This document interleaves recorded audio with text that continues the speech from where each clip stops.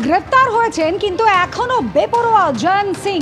মাথার ওপর থেকে কি নেতাদের হাত সরে যাচ্ছে, এই প্রশ্ন যখন তাকে করা হয় তারপরেও কিন্তু তার বেপরোয়া মনোভাব।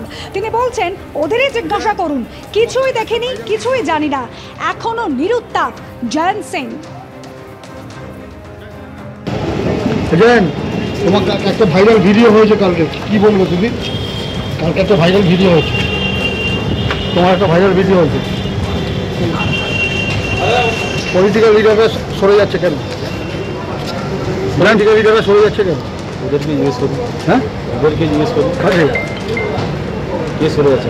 তোমার পাশ থেকে পলিটিক্যাল লিডাররা সরে যাচ্ছে জানি না, আমি দেখিনি। কুণাল ঘোষ বলেছে পিঠের চামড়া তুলে, আমি দেখিনি। হ্যাঁ, আমি দেখিনি। কালকে একটা ভাইরাল ভিডিও হয়েছে, আজকে দেখিনি আমি। কি করবো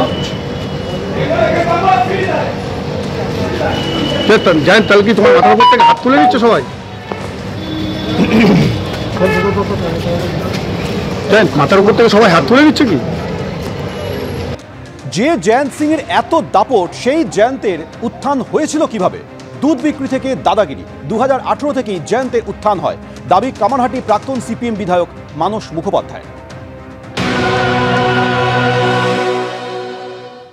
শুনেছি প্র্যাকটিক্যালি 18-19 সাল থেকে, এবং ওর এখন বয়স কত তাও জানি না।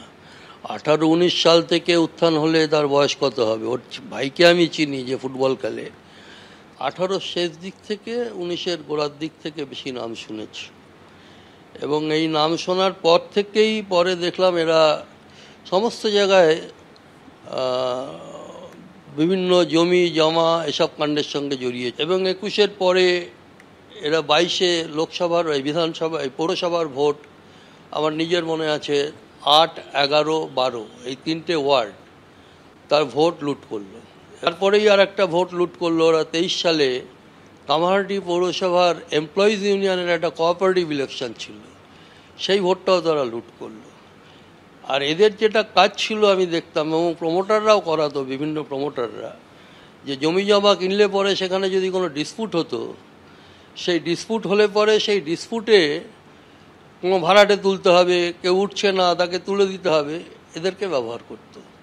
এবং এদেরকে ব্যবহার করার সাথে সাথে এরা যেটা করতো, যে এদের যে সিন্ডিকেট তারাই সমস্ত, সে বালি বলুন, সিমেন্ট বলুন, যা সিন্ডিকেটের যারা কাজ সেই করতো, এবং পয়সা কড়ি ইত্যাদির মধ্য দিয়ে ফুলে ফেঁপে উঠল।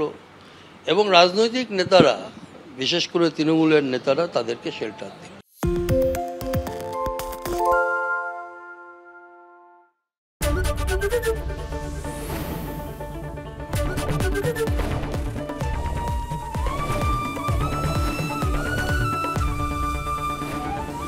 এবিপি আনন্দ, এগিয়ে থাকে, এগিয়ে রাখে।